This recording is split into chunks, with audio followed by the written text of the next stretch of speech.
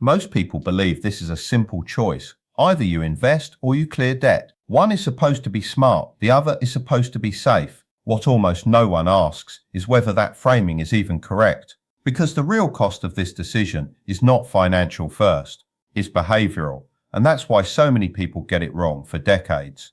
Money decisions don't fail because people don't understand math. They fail because incentives quietly shape behavior, and behavior compounds faster than interest ever will. This question matters because it determines the direction of your cash flow, your risk exposure, and your future flexibility. It decides whether money works for you or whether you spend years working just to keep up. Let's strip this down to reality. Debt is not good or bad by default.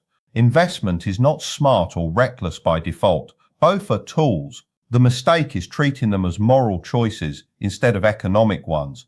The moment you do that, you stop thinking clearly. Every dollar you earn has three possible jobs. It can reduce risk, it can increase future income, or it can be consumed. Debt sits in the risk category. Investment sits in the income category. Consumption is what's left over. The problem is that most people reverse the priority order without realizing it. When you carry debt, you are paying for time. You borrowed future income and brought it into the present. That future income now has a fixed obligation attached to it. That obligation does not care about your goals, your optimism, or the market cycle. It only cares about being paid on time, every time. That makes debt a claim on your future behavior. Interest is not just a number. It is a pressure system. It narrows your options. It reduces your margin for error, and it increases the consequences of small mistakes. High-interest debt does this aggressively. Low-interest debt does it quietly. But the mechanism is the same. Now look at investing. Investing is the opposite transaction. You delay consumption today to increase optionality tomorrow. You are not guaranteed a return, but you are buying exposure to growth. You are betting that productive assets, over long periods of time, reward patience more than urgency. The mistake most people make is comparing the interest rate on their debt to the expected return of their investments and stopping there. That's a spreadsheet answer. Life doesn't operate on spreadsheets. The real question is not which number is higher. The real question is which behavior does this decision lock me into for the next 10 years? If you invest while carrying high-interest consumer debt, you are creating a fragile system. You are asking volatile returns to coexist with fixed obligations. When markets are calm, it feels manageable. When markets are stressed, it becomes a problem very quickly. People don't fail in good times. They fail when pressure arrives. Clearing high-interest debt produces a return that is guaranteed, tax-free and immediate. But more importantly, it removes a behavioral constraint. It lowers your required monthly output just to stay afloat. That gives you resilience. Resilience is not exciting, but it is the foundation of every long-term plan that actually survives reality.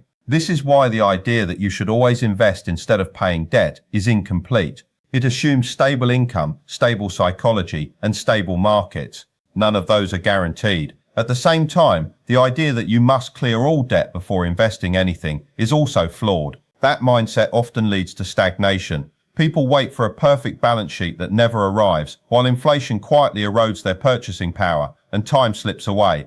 The solution is not binary, it is hierarchical. First, eliminate debt that carries high interest and no strategic benefit. This is debt that exists purely because of past consumption. Credit cards, personal loans, financing that does not improve earning capacity or long-term optionality. These are not leverage, they are drag. Second, understand the difference between dangerous debt and structural debt. Structural debt is tied to assets that either produce income or significantly reduce long-term living costs. It tends to have lower interest, longer timelines, and more flexibility. This kind of debt still carries risk, but it does not choke decision-making in the same way. Third, once high-pressure debt is gone, investing becomes less about return and more about consistency. This is where most people underestimate the power of behavior. Small, regular investments made over long periods outperform erratic attempts to optimize timing or chase performance. The reason this matters is simple. Wealth is built by systems that function under stress, not by strategies that look impressive on paper. Most people underestimate how exhausting debt is, not financially, cognitively. It occupies mental space. It shortens time horizons. It pushes people towards short-term thinking, and short-term thinking is the enemy of compounding.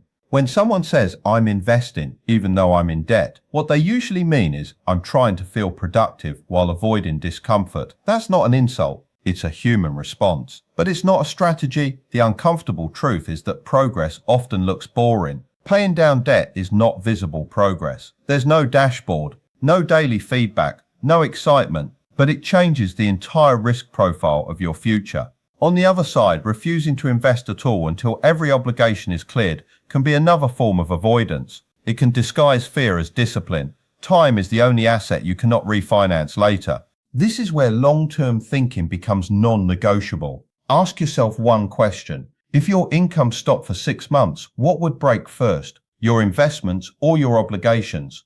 That answer tells you more about your priorities than any financial rule ever will. The goal is not to maximize returns. The goal is to build a structure that allows you to stay in the game long enough for returns to matter. Markets reward endurance. Life punishes fragility. The people who quietly win are not the ones who found the perfect allocation. They are the ones who removed pressure early, invested consistently, and avoided decisions that forced them to sell or borrow at the wrong time. Debt reduces patience. Investing requires patience. You can't optimize both at the same time without understanding which one is dominating your behavior. If you feel constant urgency, debt is likely running your system. If you feel complacent and delayed, fear might be running it instead. Neither leads to good outcomes. This is not about choosing investing or clearing debt. It's about sequencing intelligently. It's about reducing pressure first, then increasing exposure. It's about building a financial life that can absorb mistakes without collapsing. Most people don't fail because they chose the wrong option. They fail because they chose the right idea at the wrong time for the wrong reasons. The uncomfortable conclusion is this: financial freedom is less about making money and more about removing constraints. And the fastest way to lose freedom is to confuse activity with progress. If your strategy depends on everything going right, it's not a strategy, it's a hope. And hope is not a plan.